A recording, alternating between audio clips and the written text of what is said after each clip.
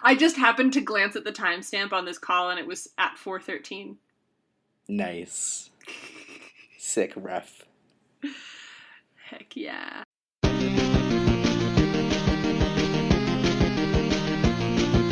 Welcome to the Homestuck podcast. We read Homestuck and tell you about it. My name's Lydia, and I've read Homestuck before. My name's Alex, and I have not. And so this week we're going to tell you about pages 24:11 to maybe 25:13, maybe 25:15. Alex read like an extra 2 pages by mistake, I think. So. Oh, did I? What pages did you read up to? Yeah, I had 24:15 or 25:15. Okay. I must have typoed at some point and like sent you a wrong number or like I guess misread my own thing. I only read through 25:13, so you're going to have to tell me what happened in those last 2 pages. So this is the 6th episode, and I guess we're getting into kind of a rhythm of about 100 pages per episode. Mm-hmm. Which puts us at, yeah. So again, like I think maybe we'll say this one last time if you're just picking up now, which I don't know why you would, but it's not literally 2,500 pages. It's just the index number on the pages on the site. Correct. I mean, you never know. Like, sometimes when I pick up a podcast, the first episode I listen to is not the first episode. I just, like, grab a random one, and so, like, they refer... I don't know. I guess at that point, it's like you sort of expect... You should expect not to understand exactly what's going on if you pick up a podcast on episode 6. Yeah, especially if it's a serial thing like this, where we're going through something in order. Too true. Too true. Speaking of things being in order, and this being episode 6, I'm real bad at... I should never be put in charge of a social media account. I posted something on Twitter that was like, episode 7 comes out soon. It doesn't. Episode 6 comes out soon. Episode 7 comes out, I mean, soon. Now that you're listening to this, it'll come out sometime next week. We haven't decided yet. We'll tell you at the end of the podcast.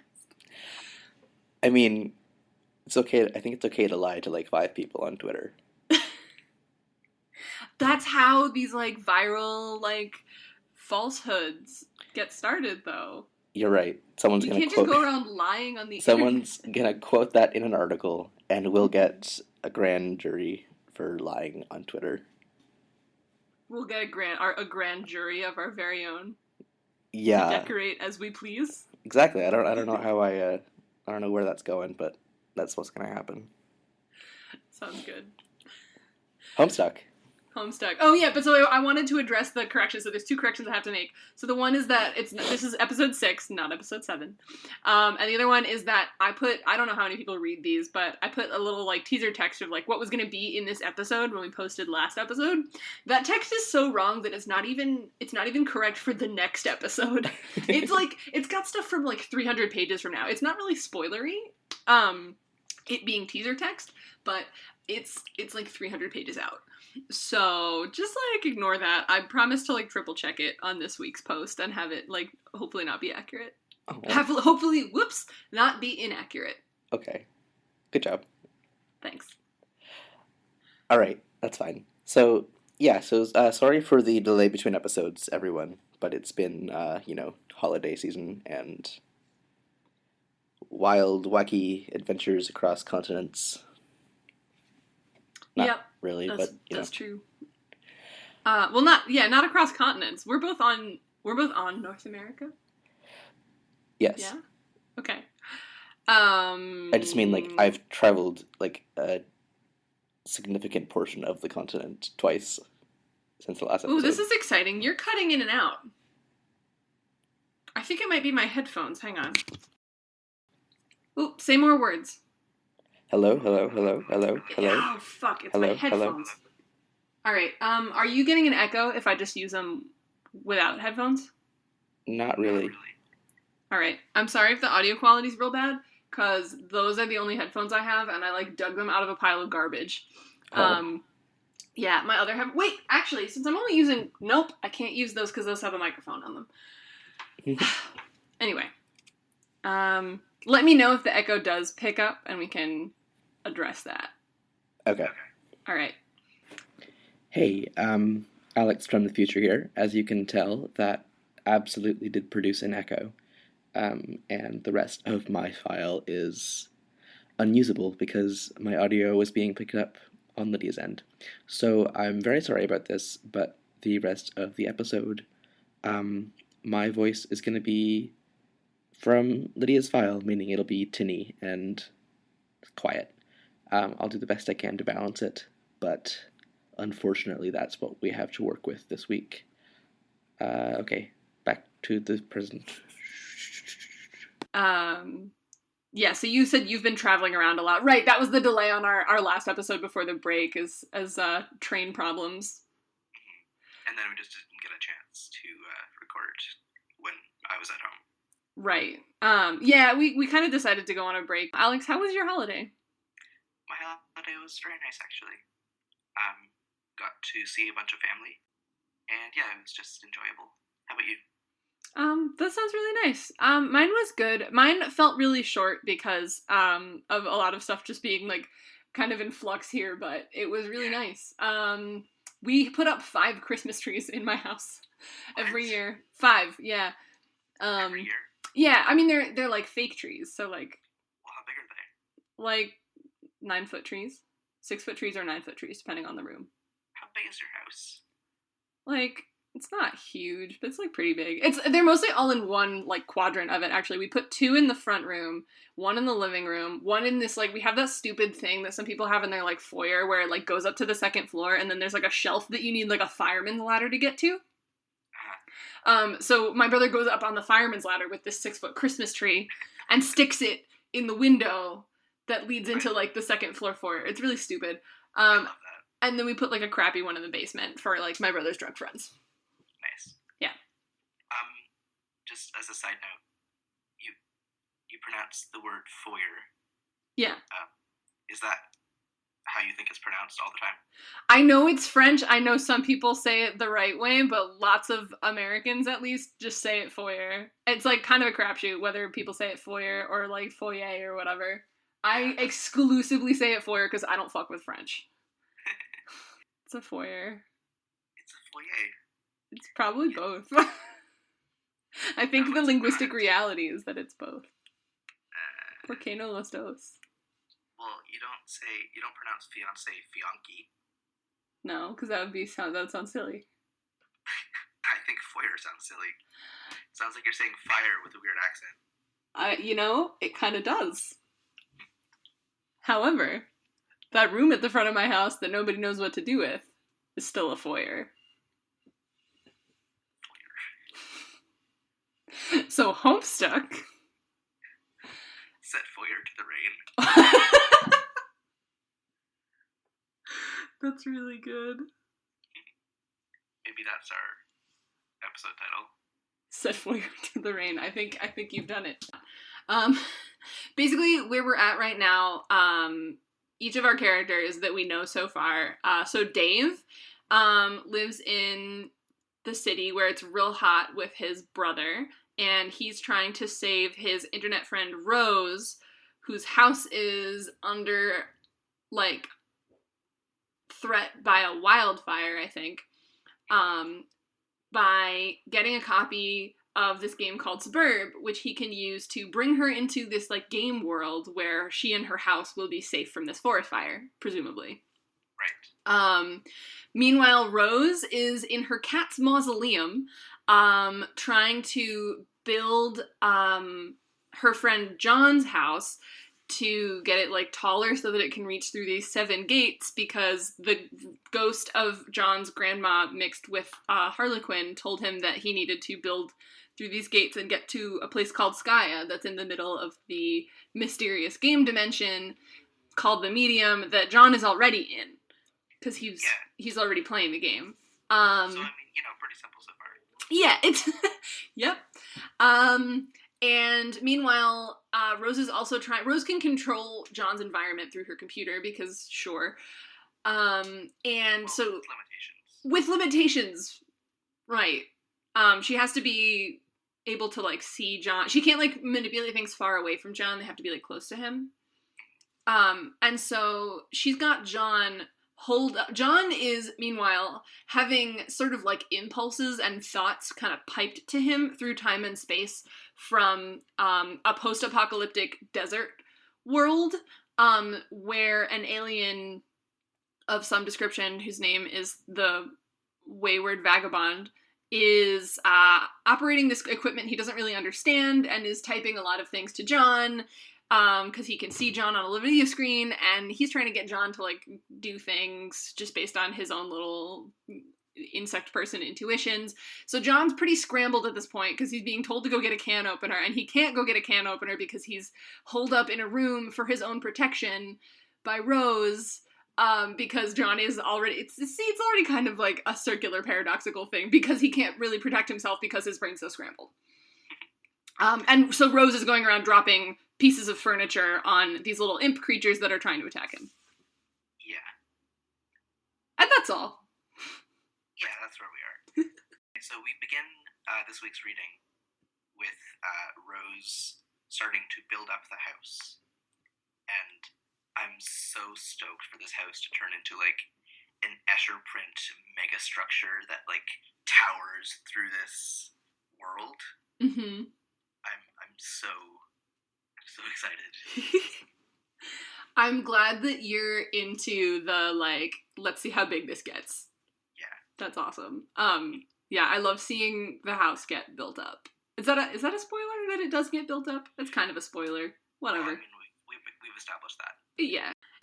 Listen, you wouldn't be podcasting with someone who had read the comic before if you weren't looking for, like, vague spoilers. Oh, yeah,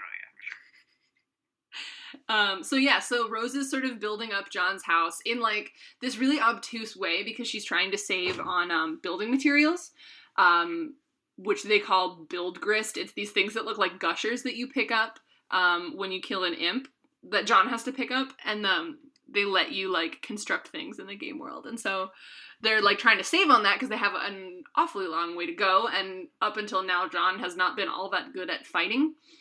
Yeah, which I really love, like, the way that it kind of works with, like, the game mechanics. It feels really intuitive that she's trying to be so economical on resources. And, like, she figures out that ladders are cheaper than stairs. So she's like, yeah, I'm just going to use ladders a lot from now on until we have some more material. Right, except she does build one little stairway for John, and I forget exactly why. I think she builds it because she doesn't want to run a ladder through John's father's room. Yeah, exactly, because she can't load John's father's room because he's never been in there, and so that seems to indicate that this world is being rendered based on John's memories. Right. At least rendered to Rose. I'm not super clear on that, whether this, like, is this house an exact copy of his house, or is this really his house? Right. Like, what's the story there? Anyway, so she builds these stairs for him, and they're, like, so narrow that he, like, clips into the wall of his house, like, trying to, like, hang on to them, because they're, like, not really wide enough to even put one foot on, so he's just, like, scrambling up, which I thought was a funny, I don't know, I like clipping jokes. Clipping is very funny to me. Is very funny. But yeah, like the economical use of resources just really, like, struck a chord with me. Mm-hmm. It kind of reminded me of, like, if you're playing Minecraft and you're trying to, like, get to something up high, but you just started out. So you just, like, have a pile of dirt and you just, like, build a pillar of dirt underneath you. Because you can do that. Yeah, because that makes sense. You just jump up and place a pile of dirt under your feet, and then you do that 20 times, and you're up high. I guess if you had, like, perfectly packed dirt cylinders, and you don't have to make them like stairs, because you can jump that high? Yeah, you can jump a block high and place one underneath you. But, It's like... Minecraft, don't worry about it. Oh, It's God. not real. Spatial things are not my forte. I'm not going to try and think about it. So another highlight of this sort of, there's a lot of, like, life or death situations going on here. One of them being Rose trying to escape this wildfire thing, which ends up having some lovely banter between her. These kids basically don't speak in anything other than charming banter. But, this is especially bullshit. Like, literally nothing about the plot gets moved along whatsoever, but Rose writes something. Dave is, like, complaining to her about, being, like, surrounded by puppets, which doesn't make a ton of sense at the time because we just see him like hanging around in his apartment, which leads us to think, I don't know, which leads me to think, because I'm like, have read this before and I'm sensitive to these, they're like, oh, okay, so we haven't seen where he is in his story yet, like we haven't quite caught up to where Rose is, kind of thing. But he's complaining about being up to my goddamn neck in fucking puppet dong. And they just riff on that for like a whole page. It's great. Rose writes a poem that I really love. I thought it was a sonnet, but it's like super not a sonnet. It's not in the right meter. It's not the right number of lines. I'm absolutely a pleb. But I want everyone to remember thoroughly the line, I'm gonna do some sort of acrobatic fucking pirouette off the handle and win like a medal or some shit, because pirouetting off the handle is gonna become a recurring trope in a lot of different forms. I like it very much. Great. Yeah, so then we have John and his punch design X, right? Yeah.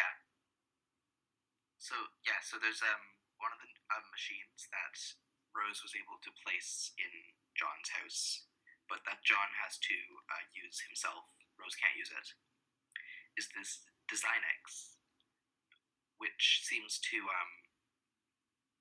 what does it do? It makes like a punch pattern for your cards. Right. So each of the captcha log cards that we've been like interacting with mostly as these like abstract game mechanics are physical objects in some sense, and we have the characters flipping them over, and you can actually read. There's a captcha on the back. Which that excited, because like when he flipped it over the first time, I didn't even see the captcha. I just thought it was like a blob of colors. And then on the next page, I'm like, oh, it's a captcha. Oh. Yes, which I'm honestly not sure if Hussie like had thought that far when he first like put captcha log cards in place. But I thought it was a funny joke. But anyway, so you read these codes, and then through the punch designics, you can have it punch the equivalent. You can like have it turn another captcha log card into a punch card. That I guess the holes that are punched in it represent the code that you type in. Right, and that seems to trap the object in the card, at least for now. Like, you can't access it once it's been punched. Right. Yeah, well, so, I mean, like, you can punch codes on a blank card, too. It's just, like, it doesn't, the card that you punch on is just, like, a material. It has nothing to do with, like, what's on it. You essentially render it useless once you've punched a bunch of holes in it, understandably. Right. I guess. So John messes around with that for a while and figures that out, kind of, and almost renders his PDA useless, but luckily doesn't. Yes, almost renders his PDA useless and then doesn't, and then almost launches it out the window and into the void, but Rose catches it. Yeah, she literally catches it with the cursor, which was a nice catch. It was really good. Rose is great. Rose also at some point pitches a bathtub through John's wall to like kill an imp, so now he's got like a giant hole in the wall behind him. It's fun. She did give him a heads up, but he doesn't read his messages. He's not checking his phone, which I so empathize with. Like, he's doing stuff. He's not checking his IMs. And I really love that all the objects that imps are like getting squished with are leveling up. Yes! We have, what do we have leveling up? We have, Colonel Sassacre, the book. We have the tub and the fridge. And then something gets a Viking funeral. I think it's the bathtub? I don't remember what it is exactly. It's the safe. So at some point, the safe that's, that somehow through all of this fighting has, like, cracked open, right? It gets a Viking funeral to be sent to the halls of Valhalla. Oh my god, I completely missed the Valhalla pun. Yeah, because it's safe. That's beautiful. So speaking of the safe, oh my god, alright, so I'm gonna go, like, real granular on you here. Alright. So some stuff about the safe. One thing about the safe is... Okay, well, you tell me about what you thought about that, that newspaper clipping that was in the safe. All right. So yeah, this so in the safe, which is John's father's, there is some old newspaper clippings, including one from April 13th, 1990 something. Where the last digit is obscured. Yes. And remember that April 13th is the Homestuck Day. It's John's birthday. Oh, okay. Well, it's also, yeah, it's 4/13. Right. It's also the day that it is today in the comic. All of this is going down on John's birthday. Happy birthday. Happy birthday, John. So it seems to show a neighborhood getting obliterated by meteors. And that is parallel to the current events of the comics, leading me to imagine that John's dad, when he was younger, played the same or a similar game, or was aware of it, like it was kind of a bystander to other people playing it. Mm-hmm. And so he might be preparing for the return of Spurb or something. That's so fascinating. Like, because then that implies that, like, there was some kind of, like, 8-bit analog of this game. Exactly, yeah. Oh, that's so interesting.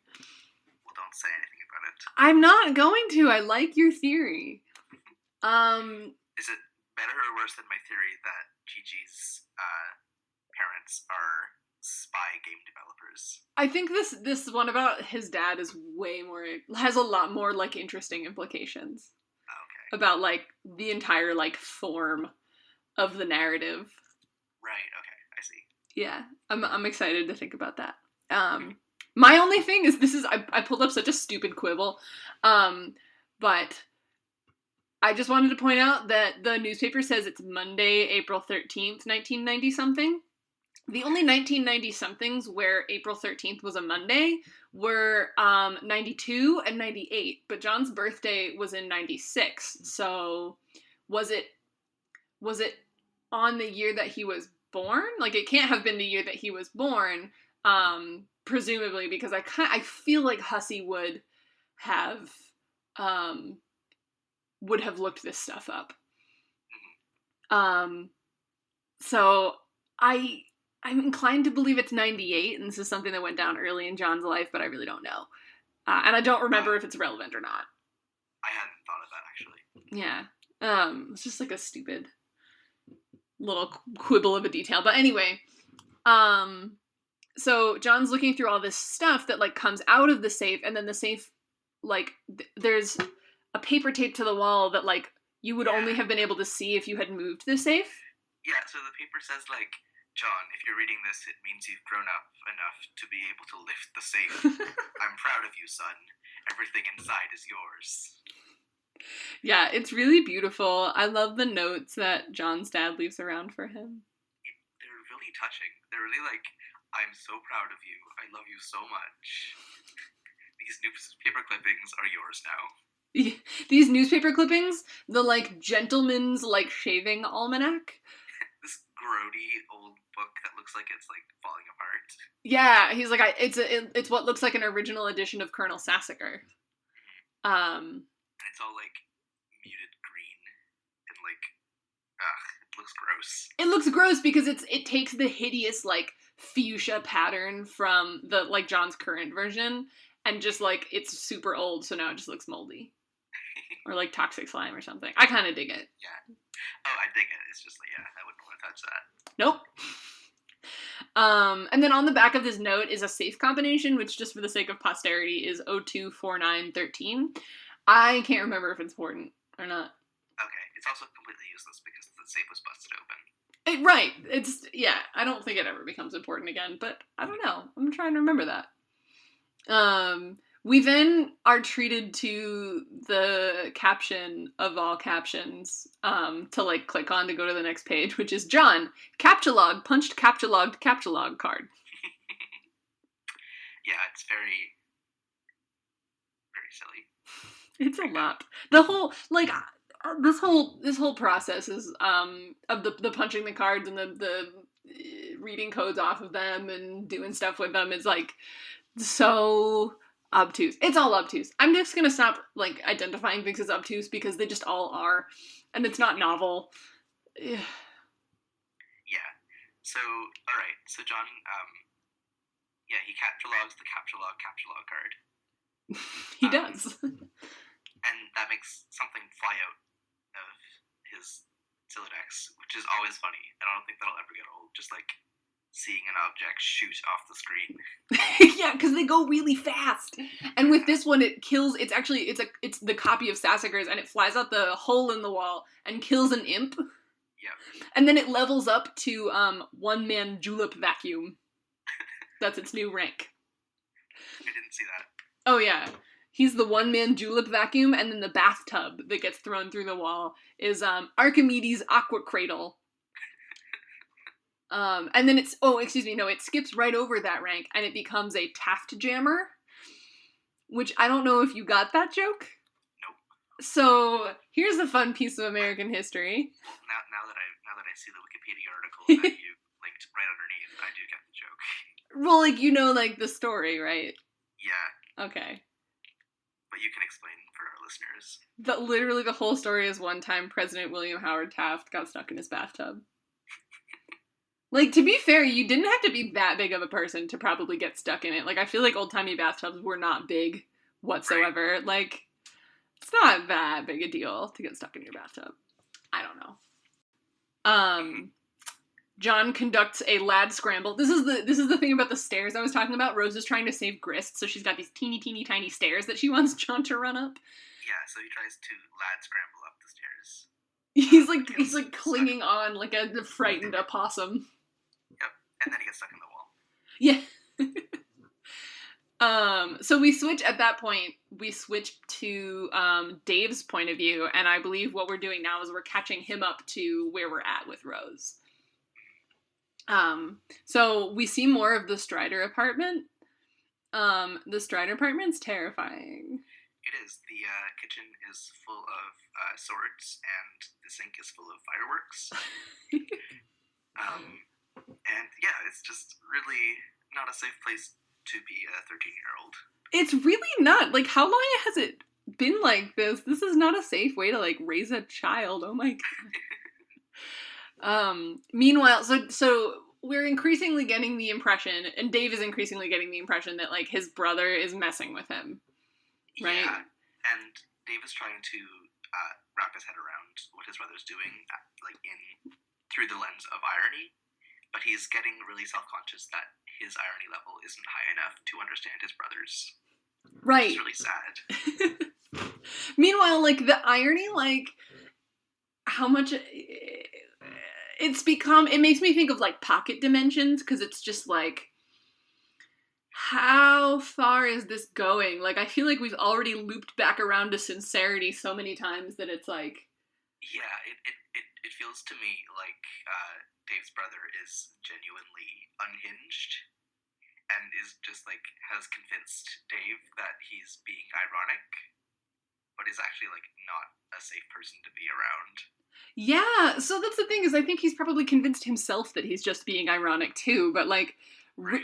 I mean, that's the thing about irony, is, like, it's kind of arbitrary. At the end of the day, like, you are still actually exerting yourself upon the world, and, like, if the way that you do that is to render your home entirely unsafe for the child that you're caring for, like... Yeah. Anyway, so there's a Muppet Babies comic that Bro has drawn, like, taped to the fridge, or to the door or something. Yeah, and it's, like, the saw face. Yeah. On a Muppet. Yeah. I don't know. I'm not very versed in horror, so I don't really get what's going on here. I actually had to Google it. I was like, I think this is Saw, but I'm not certain, so I, like, looked up the Saw doll. Yeah. Yeah, Bro, like, had a webcam embedded in one of these Saw dolls, like, sitting in the kitchen, and, like, embedded in one of its eyes, like, watching Dave. So he put it in the... Oh my god, yeah, it was so stupid. He was, like... He put, there's, like, a little frog puppet in the blender, and he's, like, psyched out by it. So he takes the... He like, runs it through the blender, and, like, there's, like, blood pellets in it, so he's got this, like, bloody, like, felty, disgusting blender full of horror, and then he puts the saw head in it. Yeah. And it doesn't like get blended by the blender, and then he tries to put it in the garbage disposal, and it doesn't get like garbage. Oh no, it does get garbage disposed by the garbage disposal, right? It like gets ground up. It gets stuck. It gets stuck. Great. Like he puts a purple puppet through the garburator, and like. Do you call it the garburator? Oh yeah. That's it's a Canadian. You know how Kleenex is like a genericized brand name. Sure. In Canada, garburator is a genericized brand name for garbage disposal. That's amazing. Like, it's just what it's called. Yeah. I really like the name garburator. Me too. Anyway, so he uses it to garburate. Is it a verb too? I've never used it, but there's nothing wrong with it. It parses. That's good. He garburates the purple puppet, and then tries to garburate the saw doll, but it gets stuck. Right. Which is like a visceral memory for me. I've gotten like avocado pits stuck in my garbage disposal before, and it's like, A, I just broke the garbage disposal, my life is over. Right. B, like, this particular thing, like, has an eye with a camera on it, and I know I'm being watched, and like, Yeah. It's like, I forgot how, like, genuinely creepy this part of the story is. Yeah, it's really just disturbing. Like, Dave's whole apartment is... Yeah, I feel scared for him. Right. He's, like, trying to play it cool, but, like, it's like I don't know. It's... What we go into now is it's an extended satire of the Saw movie, where Bro has set up these, like, sort of traps and, like, notes and whatever for Dave.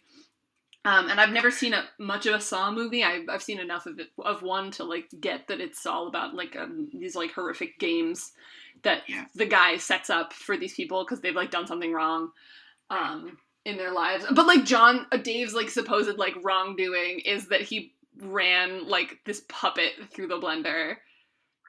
Which I guess is, like, kind of shitty. Like, I would assume that Bro makes these puppets himself, but, like, it's not that bad. That, but yeah, he probably does. Yeah. Anyway, so then we get a lot of, like, messing around with his Sylladex, because he's trying to, he gets the impression that, he needs to, like, gear up for, like, a confrontation with Bro, so he's trying to weaponize his Sylladex. Yeah, so he goes around the kitchen grabbing all these weapons and stuff. Right, including the Buster Sword, except then he's, like, not gonna pick up the Buster Sword.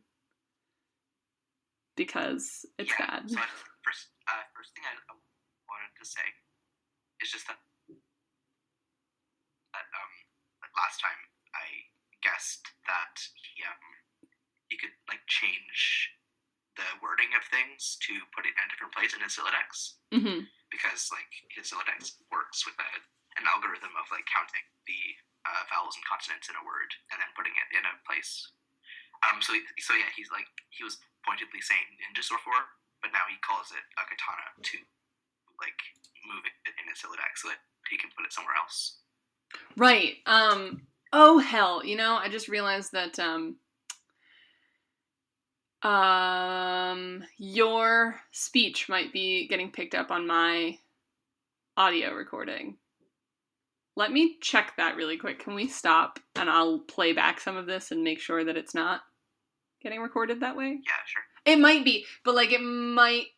Well, that's what happened with our first one, but it wasn't a problem. Okay. Like, it just overlapped. And, like, I can just put it through a noise gate where, like, if it's quiet enough, it won't get picked up. Oh, okay. Sounds good.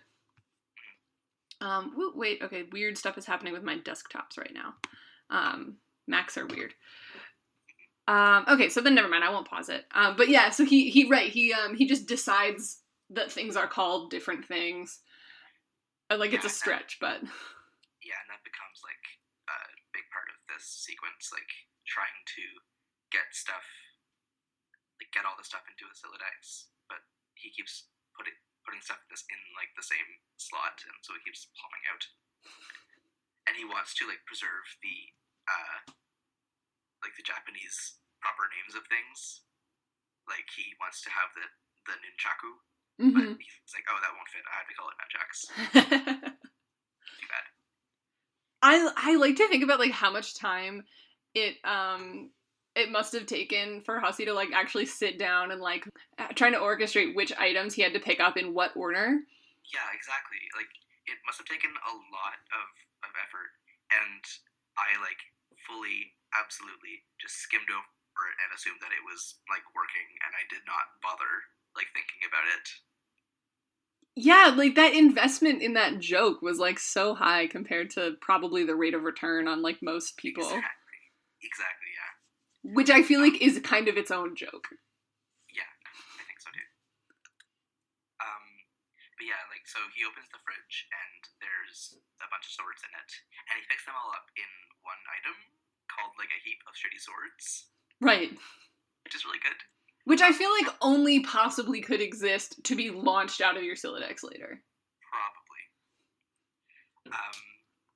But yeah, there's also a Buster Sword, and do you know what the Buster Sword is? Yeah, I've never played Final Fantasy, but or Kingdom Hearts or whatever, but like I just know I've read so many video game comics over the years that like I've seen so many Buster Sword jokes about how useless it is because it's so big. Right. Okay. Yeah. I assumed that it was kind of an osmosis video game joke that most people know, but I also, just in case you didn't know, I included a link to an image of Cloud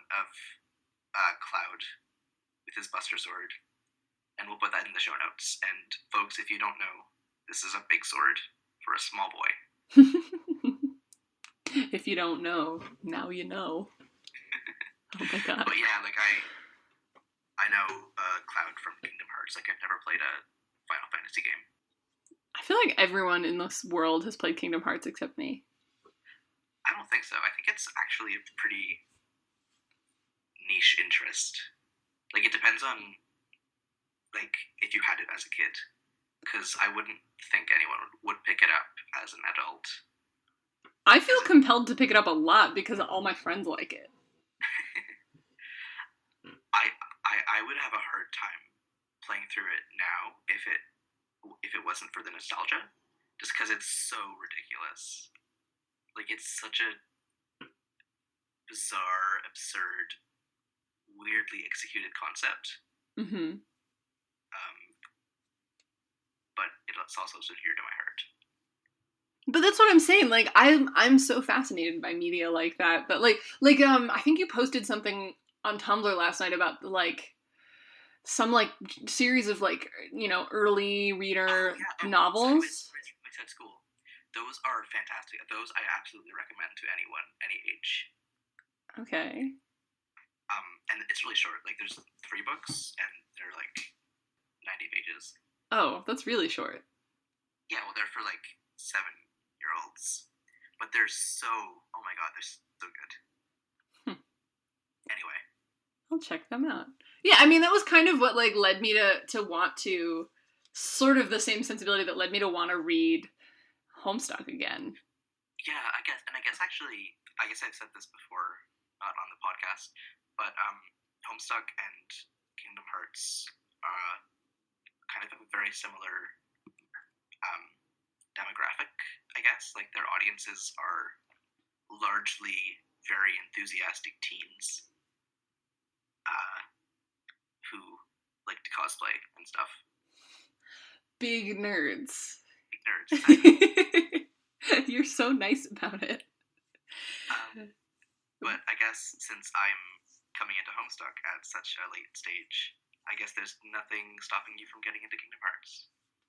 Yeah, I mean, the only thing is, like, video games are a massive time investment. Like, they're, like, an order of magnitude above, like, a book.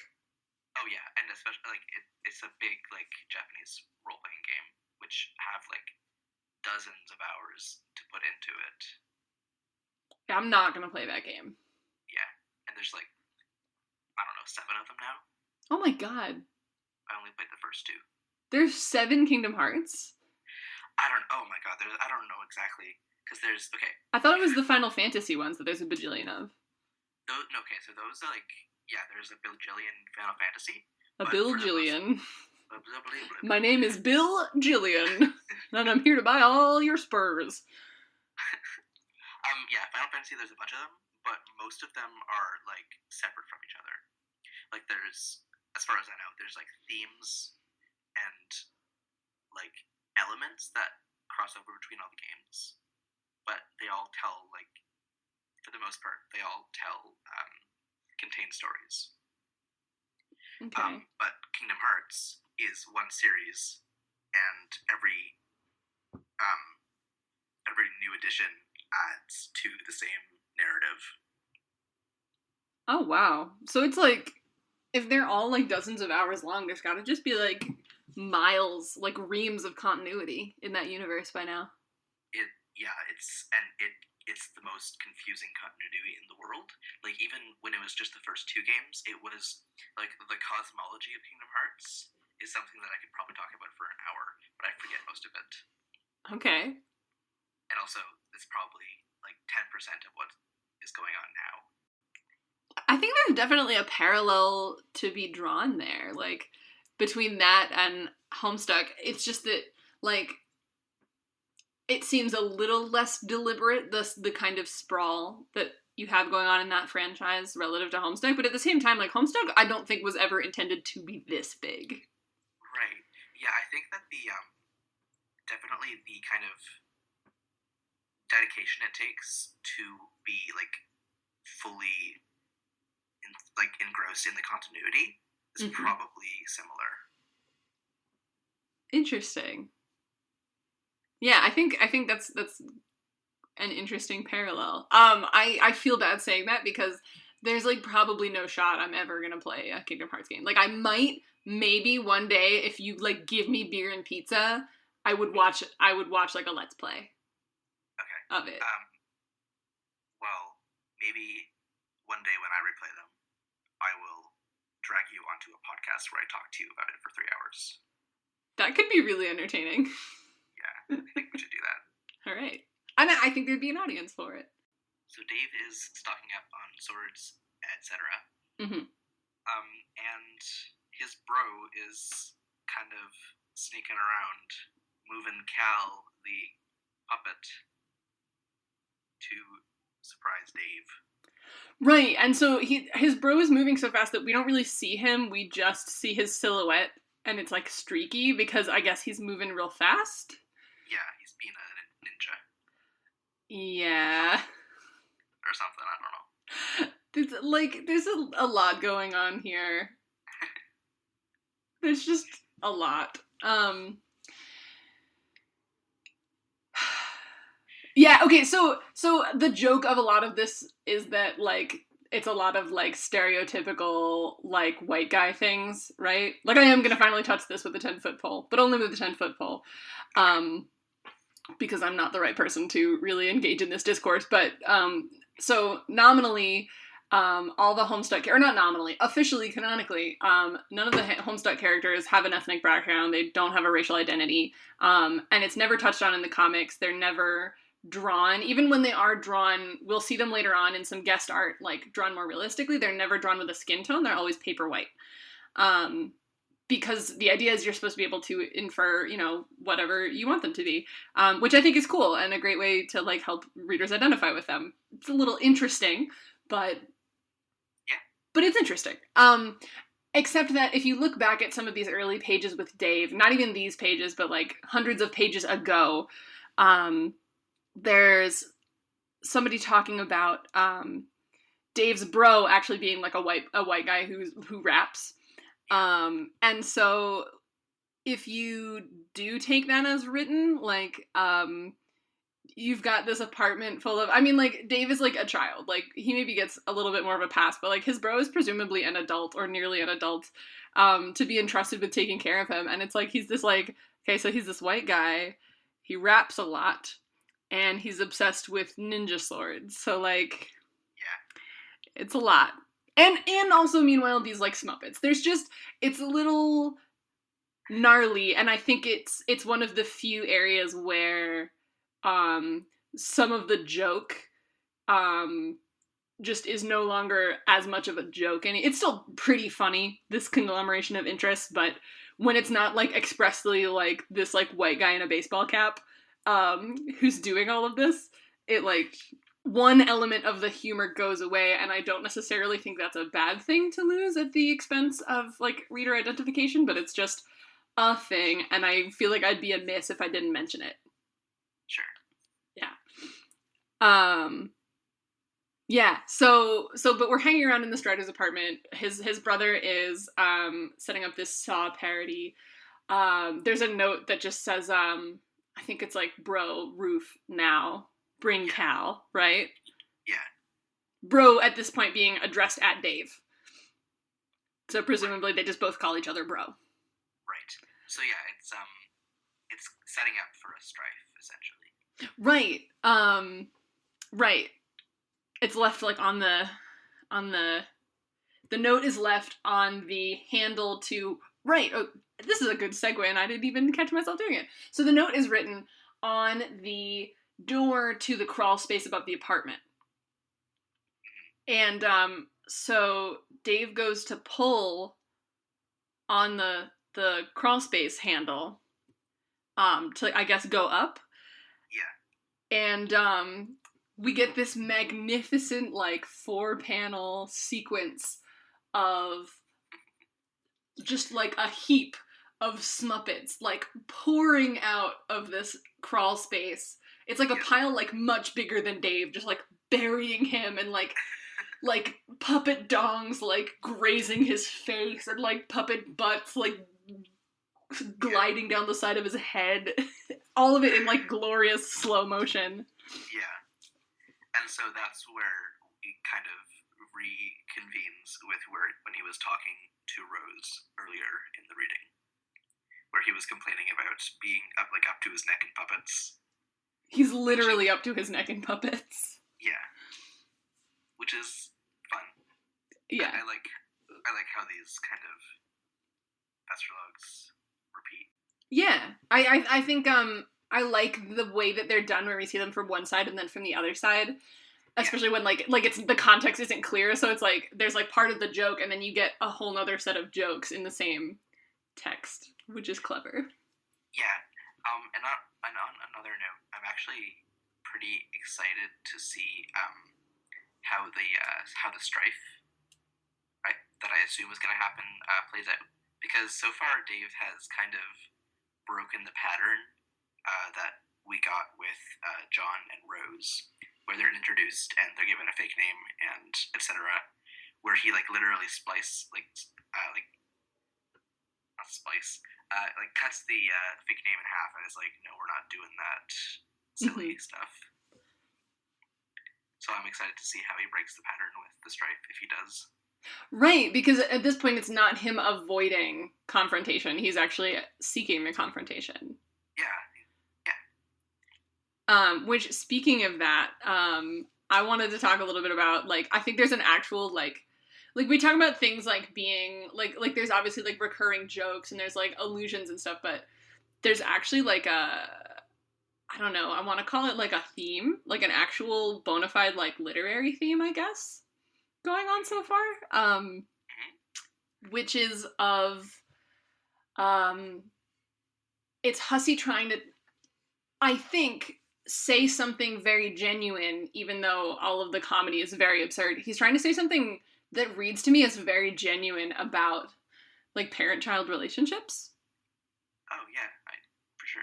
You know? And it's weird for me to be going back and, because I read this, especially these segments, I originally read them when I was a lot younger. I read them when I was about 17 years old, and I'm 22 now, which isn't a ton older, but, like, I've been living on my own for most of that time, which gives you a very different perspective on, like, your parents.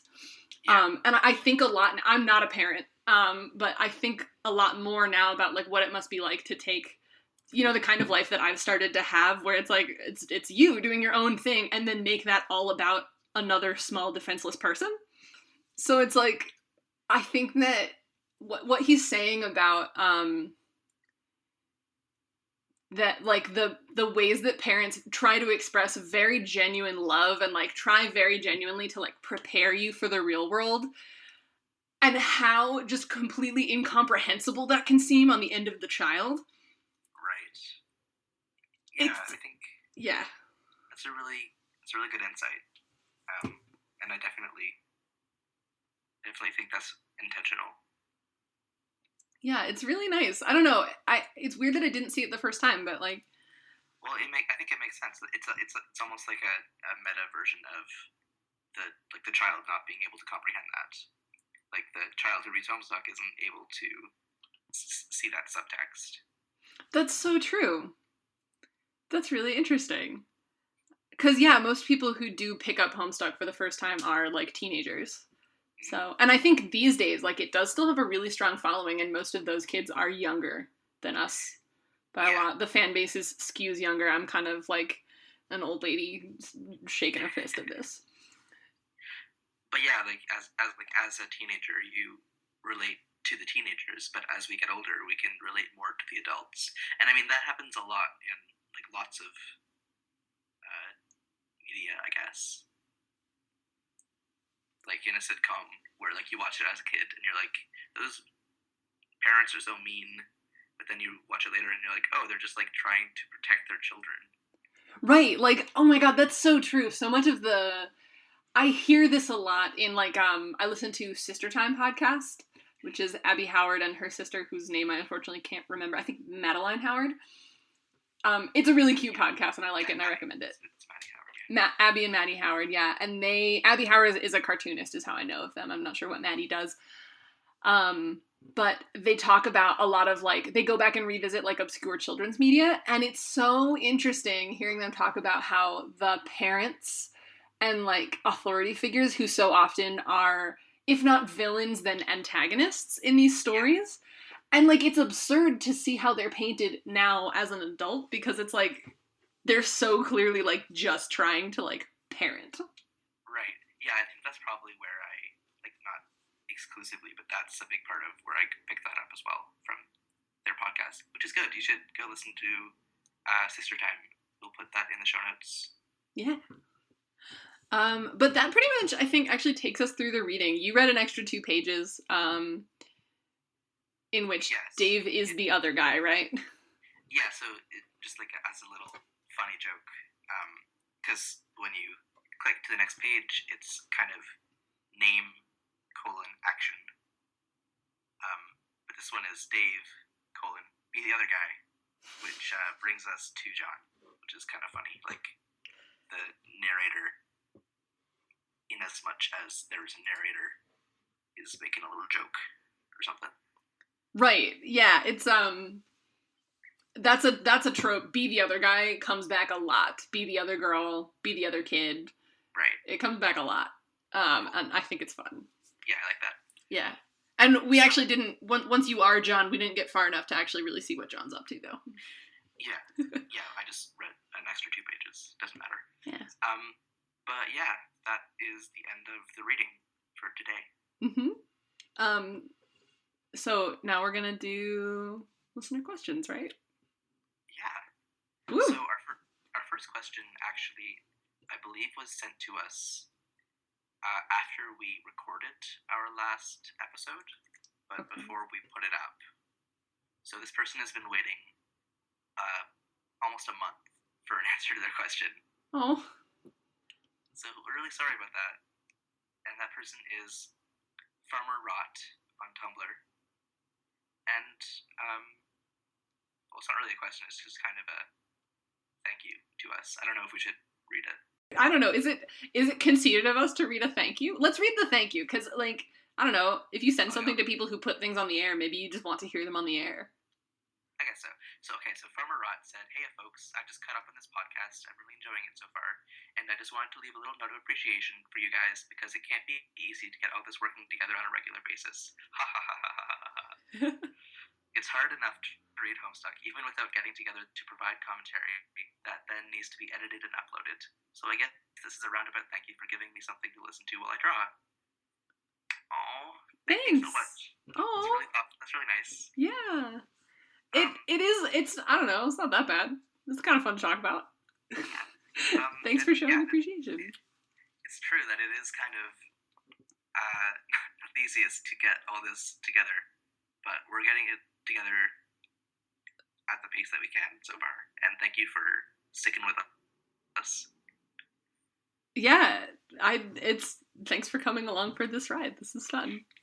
It's so cool when people, like, neither of us already know by name, like, come and tell us they listen to this thing. It's wild. Yeah, that really, lights a fire in my heart. Aw, that was beautiful. So do we have any other questions? We have 3 more questions. Oh my god. Thank you for sending so many questions, you guys. Yes. Well, 2 of them are from the same person. Oh. So that doesn't count. Pastor on Tumblr asks, which of you is the bigger nerd? I don't know. I don't know how to tackle this. That's loaded. Yeah. I would say it really depends on your definition of nerd, like your criteria, because Sure. Go ahead. For example, Lydia is a literal scientist who does research and works at science places. It's true. It's all true. I'm like this close to getting admitted to a PhD program right now. Congratulations, by the way. Thank you. I mean, don't congratulate me yet. I don't like have any like hard acceptances. I'm just like talking to people. I'm a baby scientist, but I am like on track to be a scientist. Meanwhile, Alex like consumes so much media and like is so like thorough about it and like has lots of opinions on it. Like both like media and like a lot of like science and stuff. Like Alex like has a lot of ideas about like linguistics and like human evolution and like I don't know, follow this kid on Twitter because he has good ideas. Oh, thank you. I think we can say that we are equally nerdy, sometimes in different ways, but always in good ways. Aw. There's a good like it's Saturday afternoon like TV special message. What did we learn today? Everyone's a huge nerd. But like they are. Like pretty much everyone is a huge nerd about something. Pretty much. Like especially if you count sports. Okay, we have more questions. Ooh. So this one is from Tumblr user Dwellington. Hi, Dwellington. Thank you for sending another question. Dwellington says, Homesteaks. That's us. Aw. For the Homesteaks. Woo! Not the ham steaks, the Homesteaks. I hope I didn't miss the deadline. You did not. My question, how did you two come to be recording this podcast? In particular, Alex, what made you want to read Homestuck now and not before? That is a good question. I'm not exactly sure how we got onto the idea, but basically, as you do on the internet, either you've read Homestuck or you haven't. And Lydia and I got talking about it at some point. And I was like, I have not read it. And at that point, I think we were both... Was it maybe like after we started listening to Sister Time? And we were like, hey, you can just like do a podcast about media? I think that might have been what it was. I think we were talking about the Sister Time podcast. And we got onto the topic of like, it was amazing to hear people just like up and like start doing a podcast. Yeah. I mean, which like people do all the time, but like Sister Time is like explicitly like, there's no like bigger publishing company like sponsoring them. They're not industry experts in the stuff that they talk. They are industry experts in other things, but they're not experts about what they talk about, which is just like random children's shows. Right. And kind of after that point, I started listening to a couple of other podcasts, namely the Twin Peaks Rewatch podcast, which was actually a very in-depth and serious discussion of Twin Peaks without many jokes, but which actually made me appreciate Twin Peaks a lot more because I had watched it about a year before and I hadn't really understood it. Nice. But then kind of revisiting it with that podcast made me actually appreciate it a lot more than I would have if I hadn't listened to it. And the other podcast that kind of has influenced us, I think it's fair to say, is the Post Game of Thrones podcast, which I started listening to this summer, and is made by just a couple of guys from Tumblr, and is just kind of recapping Game of Thrones with a bunch of jokes and stuff. And I've kind of befriended those guys because I like sent in asks and stuff on their podcast. just like the way that they do it with a lot of kind of segues and stuff was very entertaining, and I thought we can probably incorporate a lot of those ideas. And apparently they're stealing stuff. They're stealing their structure from another podcast, which is fine. So it's like a third-hand podcast. Yeah, it's all just like people. Yeah, it was definitely inspired by seeing podcasts like that go up online. Alex had me start reading, listening to post Game of Thrones, and it's actually really rare. I don't spend a lot of time looking for new podcasts, but I'm way more interested in podcasts just based on like, do I like listening to the people talk than do I care about the subject matter? And Yeah, I just exactly. Yeah, so like I actually haven't followed Game of Thrones in a while. I'm not super passionate about it, but like they're like really funny. They're really funny people. Go listen to Brooks and Eddie. Yeah. They're good. They're funny and they have good opinions, which is nice.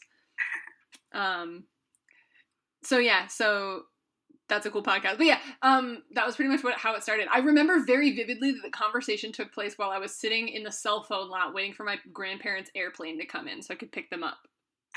I was desperately bored. I was at the Trenton airport, which is just out in the middle of nowhere. Bored out of my mind. My grandparents' airplane was delayed, and we're like talking about this podcast, and we're like, well, we met up one time to go to TCAF, so like we can probably make a podcast happen. That's right, yeah. So someone said, like, listen, if we can coordinate, like, traveling internationally, then we can coordinate a podcast. And we did. Amazingly. So the conversation took place in, like, I want to say that had to have been if my grandparents were coming back. It would have been, like, March or April. And we didn't actually start the podcast until November, so I'm really surprised that we, like, kept track of that. Well, no, TCAF was in May, so it was after that. Oh, right. Okay. Wow, so my grandparents were coming back late. Okay, yeah, I think it was only, like, the week afterward, actually. Okay. Yeah, that makes sense. Right on. So yeah, so we managed to like keep a pin in an idea for like 6 months and then come back to it, which was kind of cool. But yeah, I guess that's where the podcast came from. Yeah. Oh god, this is taking forever. But the second part of the question, why am I reading Homestuck now and not before, is basically just like I've always been intrigued by it, but I never had like the impetus to actually read it before having a reason to, basically. I think probably, I don't know, I think based on the way that you engage with media at this point, like, I'm not certain that you would enjoy it sufficiently to keep going if you didn't have, like, a podcast to talk about it on. Do you know what I mean? Yeah, I'm sure I wouldn't. Yeah.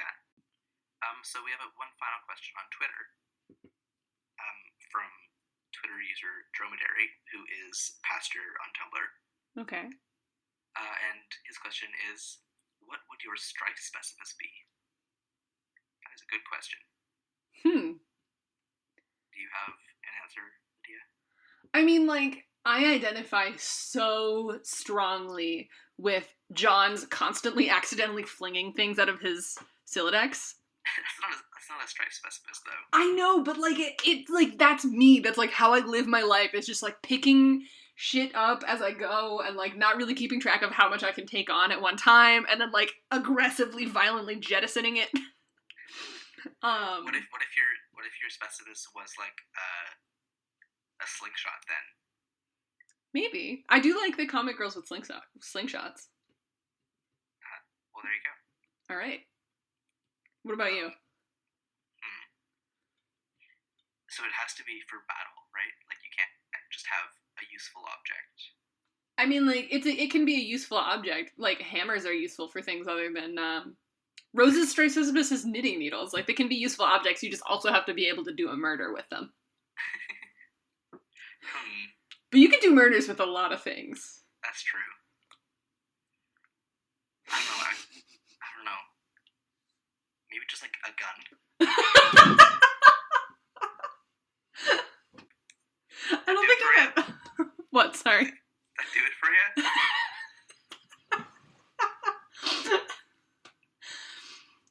I'm sorry. This is for the entertainment of others. I can't just spend 10 minutes laughing at that joke.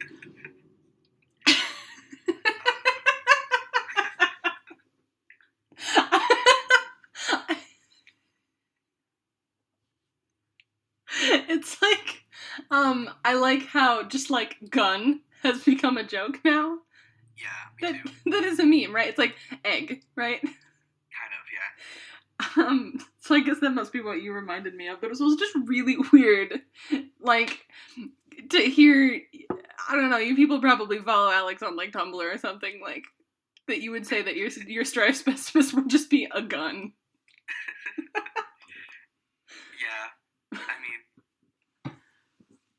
because to be honest, it wouldn't. Yeah. I wouldn't, because you'd have to like pick up a gun and like fire a gun. I wouldn't do that. Yeah. And it'd be like, I don't know, a Wii remote. You just whip it at people. Yeah. Have the wrist strap on, just like circle it around. Good. I don't know. No, I like the Wii remote. The like Wii remote and the little like other hand thingy that you can like also send flying. Yeah. Good. Okay. Thanks for your question, Dromedary Pasture. Yes. It was really good. If you'd like to send us a question, you can ask us on Tumblr. That's hamsteakpodcast.tumblr.com. You can send us an email at hamsteakpodcast@gmail.com. Or you can send us a question on Twitter, I guess, at hamsteakpodcast. Right, and you can find us on SoundCloud. You're probably almost definitely listening to this through the SoundCloud player for now. We are Hamsteak-Podcast. Yes. You can find Lydia at Brickchip on Twitter and brickchip.tumblr.com. And you can find Alex at LeafCrunch on Tumblr, so leafcrunch.tumblr.com. And then, confusingly, on Twitter, he is now Crunchleaf. Yes. So just flip him. Yeah, but now we don't have to go through the pronunciation of my Twitter name anymore. Right. Oh, is that really what did it? That was part of it. Huh. Okay. Rip in pieces, autumn time. Oh, and so we should actually say, so yeah, we're going to attempt a regular episode update schedule again since we're in school next semester starting. Hopefully we'll stick with that. We'll keep you updated. Right now we're on track to have the next episode out, which actually will be episode 7. And that's going to come out next Monday, the 18th of January. Yeah. And I guess happy 2016, everyone. Yeah, happy 2016. Thanks for listening. I hope you have a wonderful year.